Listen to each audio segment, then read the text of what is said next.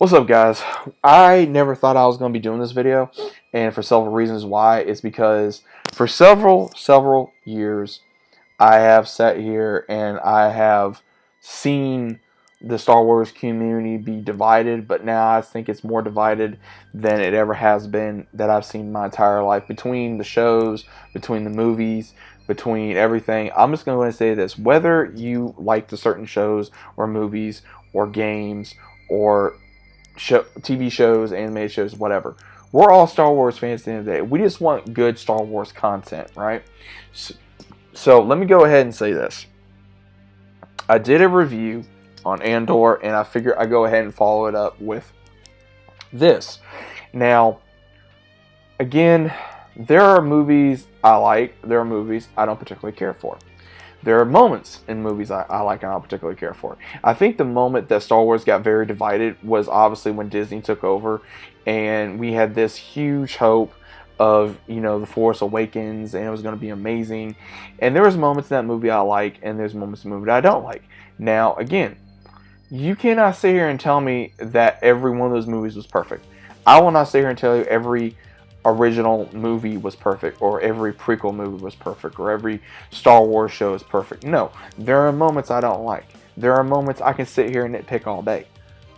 But at the same time, it's one of those where I'm not a fan of the sequels. I don't like the sequels. There was no direction. There was no point for these movies. They screwed up the original characters, and there was no direction for Kylo Ren. There was really no direction for, of course, Rey. And it is shown by this. It was shown by Mark Hamill. It was shown by the directors. It was shown by Daisy Ridley, John Boyega, and and Adam. All these ones that played all these massive characters, and all the issues that we had. Even Kelly Marie Tran getting treated very badly, even John Boyega getting treated badly, and nothing happened, for Star Wars to come out and defend them. But then with the Moses Ingram situation and Obi-Wan, they, was protecting her and talking all kinds of smack about fans. When was there any proof? Not really. I'm not saying this happened. I'm not saying it didn't happen. Was it wrong if people said all these things? Yeah, it was. But at the same time, it's one of those, there's no proof to indicate that this was true.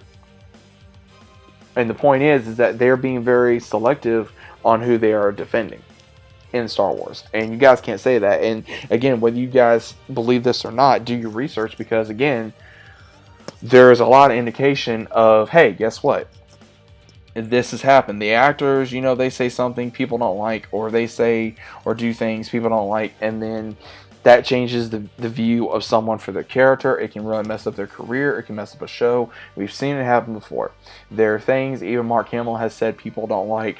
There are things that John Boyega has said that people don't like. There's things that, of course, Ian McGregor has said things that people don't like, or even, Daisy Ridley or John Boyega or Natalie Portman, whomever, right? Everybody has their own opinion about Star Wars. Now, again, I am not a fan of the sequel trilogy at all. I think it really messed up Star Wars. Anything Star Wars related, what do I like? I like the originals, and I like the prequels. I like Clone Wars. I like Rebels. I like Mandalorian. I like Boba Fett to a certain degree. I don't like how they watered down his character. I don't like how Rogue One, there's things I like about it. I don't like Andor. I like Obi-Wan to a certain degree. There's things in Obi-Wan I've already said more than once that they made that more about, of course, Moses Ingram character than actually Obi-Wan and Anakin, and just everything. I mean, they have just really watered down Star Wars, and then they want to try to make it into something that it's not. They want to try to cater to all these ones, this mob, these people that get upset when they don't get what they want, and you can say, hey, I'm one of those people. Okay, fine, you can say I'm one of those people, but guess what? I have a right to voice something just like you do. But at the same time, a lot of people don't understand the point of good criticism to bad criticism. Bad criticism is when you don't know what you're talking about. Good criticism is when you are critiquing a product and you're trying to give that person or give that company a good opinion, to where it's like, hey, you could have done this, but you didn't, but let me give you another perspective on what you could have done. That is the difference, and you're being respectful at the same time. You're not demeaning them. You're not calling them all kinds of names, and that's what has happened with the Star Wars fandom. If you don't agree with someone's opinion, they will go after you, whether it be a Twitter mob, whether it be the woke mob, whether it be this or that. There's so many different people, and when I say about woke mob, it's basically trying to say, oh, Star Wars is not diverse. How is it not diverse? How is it not diverse? I have said this many times. You have one of the greatest voice actors and actors in history that voiced Darth Vader. And this is a black man, James Earl Jones, who is very revered and respected throughout the Star Wars community. Billy D. Williams.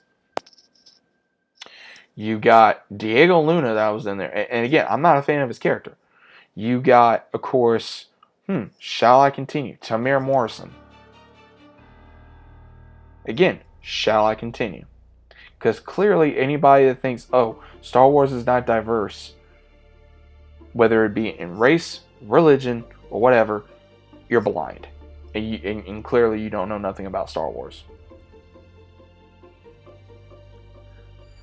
Star Wars has always been a place where you can escape, where you can enjoy yourself, explore the stars, from the light side of the Force to the dark side of the Force, to the ships, to the droids, to the weapons, to the good and bad of Star Wars, right?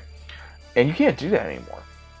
You can't sit there and have a conversation about Star Wars without it getting, I would say, to the point where you're going to have either a good conversation with somebody or a bad conversation with somebody, depending on their view of Star Wars. They're either going to hate it, they think it's gone on too long, or they need to do more, or they need to do this, or we need to have more female representation, or other female representation. And it's ridiculous. We've had so many powerful female characters as well before Rey. We had Leia. We had Padme. Again, two very powerful female characters. And yet, no one thought they were powerful female characters. Ahsoka. Come on. Other female Jedi that have been in Star Wars for how long? Again, it makes me wonder where individuals get their narcissistic BS from. Of, oh, well, this character, and this character, and that character. It's like, you don't understand Star Wars, dude. And it's not only sad, it's pathetic, and it's demeaning towards fans that love this franchise, like myself, and then get a bad rep. That, oh, Star Wars fans are sexist, they're racist, they're this, they're that. And it's like, you cannot demean an entire community over a few bad people. I can guarantee you there are people out there that think like that and say those things. I'm not one of those people. And I know other people that are friends of mine that don't think like that. They just get tired, like me, of Star Wars being, I would say, taken advantage of. Being treated like it is a joke. And again, they did good with Rebels. They did good with Clone Wars. Yeah, there's episodes I wasn't a fan of. That happens. Same thing with Bad Batch. Same thing with Obi-Wan. Same thing with Mandalorian. And the originals, I have my issues with the originals. I have my issues with the prequels. But at the same time, it's one of those, we're all fans at the end of the day. And there's things about Star Wars you're going to like, and there's things about Star Wars you're going to dislike. It happens. But I've never seen so much hatred towards a franchise in the community. It's ridiculous. You cannot go on Twitter or Instagram or Facebook or TikTok or YouTube. And again, I may get crap for this. And you know what? I'm entitled to my opinion just like everybody else. Everyone needs to understand. Star Wars may not be for everybody. It may be for some. Have I checked out Star Wars? No. I have hope for Star Wars. Why? Because I love I love the lore. I love so much about Star Wars. I love the lore. I love the lightsabers. I love the space fights. I love the characters. But at the same time, I'm tired of those characters being taken for granted. I'm tired of them being, like it's an embarrassment by some of these ones. It's crazy. It's crazy. And it makes me wonder Where exactly do they plan on going with Star Wars? Do they have a plan? Do they care? Do they want to improve? Do they want to destroy it? Do they want to live on with that legacy of Star Wars that people know and love and not destroy what people know? Destroy their childhood, destroy their idols that people, because there's people that idolize these characters. There's people that love these characters. There's people that will defend these characters to their dying breath. There's people that want to become these characters. Like Anakin, Obi-Wan, Qui-Gon, Mando, Ahsoka. And it's like, what exactly are we doing here? You know, yeah, I mean, a community should be able to have arguments and agreements, but at the same time, it makes you wonder, what are we doing at the end of the day as fans? We're destroying the fandom because because one side can't agree with the other side, and that happens. But at the same time, you are demeaning that person because of what their views are. I can sit here, and if someone says, "Oh, this is something that I don't agree with," I'm just gonna say, "Hey, I don't like this because of this reason," and they can come up with the most bullshit excuse, and I'm gonna sit there and I'm still gonna listen. I'm gonna sit there. I'm like, okay, and I'm just gonna go on because some people, no matter how much you try to change their mind, it's not gonna change their mind. You can tell them, for example, guys, the sky is blue.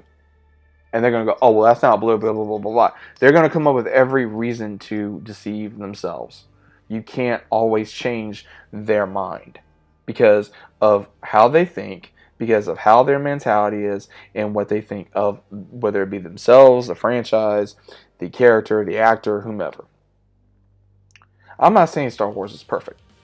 But at the same time, Star Wars is Star Wars. Star Wars is something to enjoy. Star Wars is something to get invested in. Star Wars is something to have fun with. Star Wars is something has given so many people, including myself, the imagination, the dream to dream a world of something of space, of time, of adventure, of drama, of whether it be romance or loss, friendship, relationships, teaching, you name it, any kind of, I would say, morals you can get out of a show or a movie or this franchise.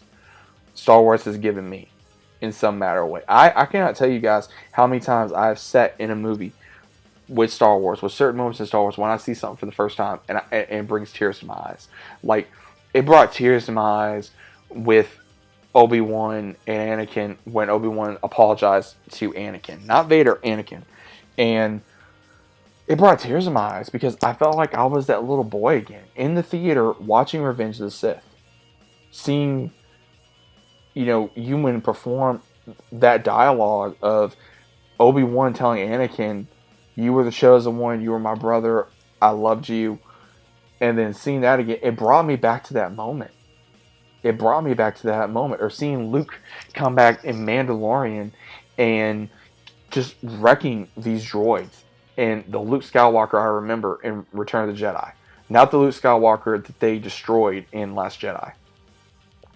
Return of the Jedi is the Luke Skywalker we needed. Not the other one. So, we got a lot coming. We got shows coming. We got books coming. We got toys. We got games. Visions I liked. I thought it was absolutely amazing.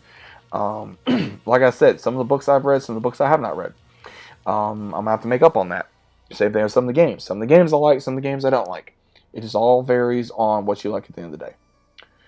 But I wanted to make this video. I wanted to get my piece out there. I wanted to say what I had to say. And again, if you agree with me, that's fine. If you don't agree with me, that's fine too.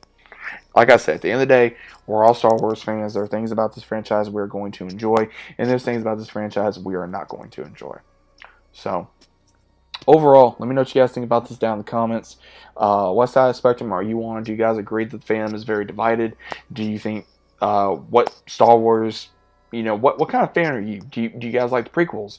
You guys like their originals? You guys like the sequels? What games do you like of Star Wars? What books do you like of Star Wars? What do you think? I mean, please let me know, and hopefully we can have a great conversation. Please be very respectful. Please be open minded as well. If you like the things that I said I don't like, that's fine. I'm not saying that at all. All I'm saying is what I think, what my opinion is. So my opinion is not going to differ what you may say or what you may not say, and neither should your own. But again, that is what I have to say. But let me know what you guys think about it down in the comments, and I'll see you on the next one.